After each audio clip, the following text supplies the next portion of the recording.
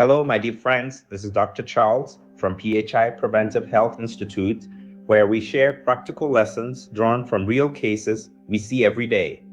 Behind every slow recovery is a real story, and today's topic highlights something many people underestimate during illness.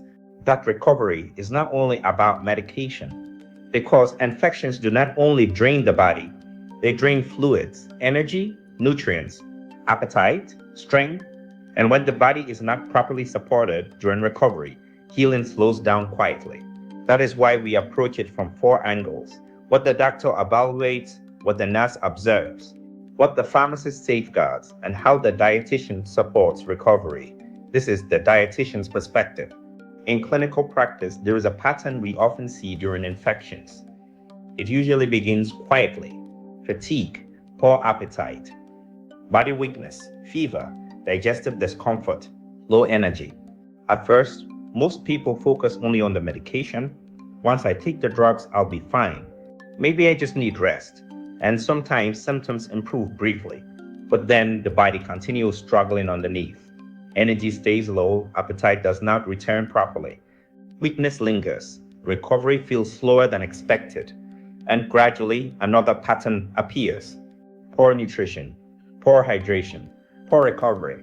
At that point, it is no longer just infection. It is a stress recovery system. From a nutrition standpoint, infections affect the entire body because during illness, the immune system works harder, and that process requires fluids, protein, energy, vitamins, minerals, adequate rest, especially when fever, vomiting, diarrhea, or antibiotics are involved. So the system becomes infection, increased body stress, or higher nutritional demand, or slower recovery if support is poor. Now look at what commonly happens during illness. Meals are skipped completely, very little water is taken. Sugary drinks replace proper hydration. Processed foods become the main diet. Alcohol intake continues despite illness.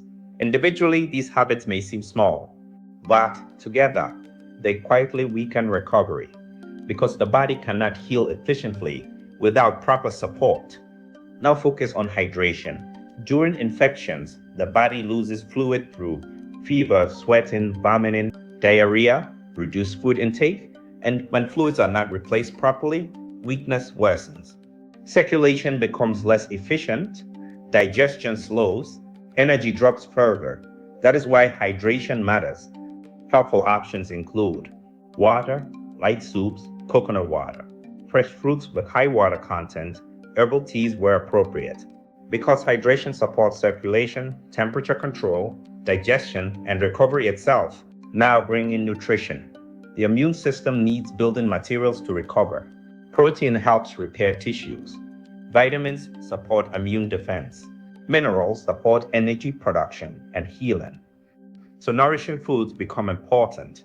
Eggs, beans, fish, chicken, fruits, green leafy vegetables, yogurt, whole grains, soft nourishing meals during poor appetite. Not because food cures infection, but because recovery depends on what the body has available to rebuild itself. Then comes gut health. Many infections involve antibiotic treatment.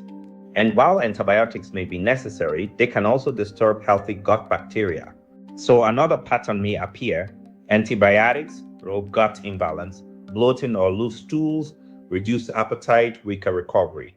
That is why supportive foods matter during recovery.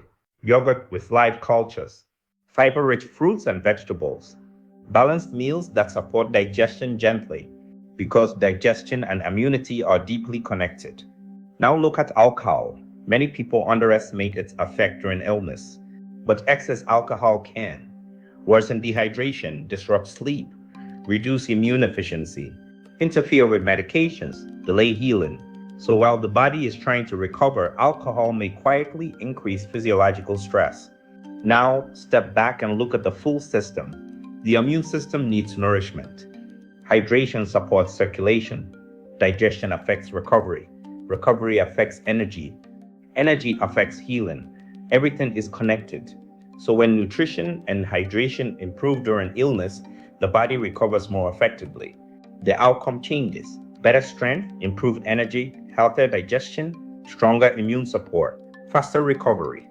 Final point: Recovery is not just about finishing medication, and symptom relief is not always the same as full healing, because even after the fever settles, the body may still be rebuilding quietly underneath. So do not ignore persistent weakness, poor appetite, ongoing dehydration, digestive problems, repeated infections, delayed recovery. These are not random symptoms. They are signs the body may still be struggling.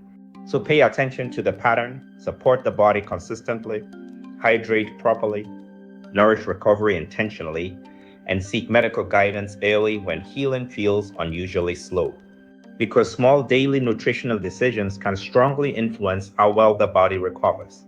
If you experience recurrent infections, persistent weakness, dehydration, poor appetite, digestive discomfort during treatment, or delayed recovery, seek proper medical evaluation and dietary guidance early. Or call/WhatsApp plus 233 2087 20347. And remember to explore the other three perspectives because each one completes the picture.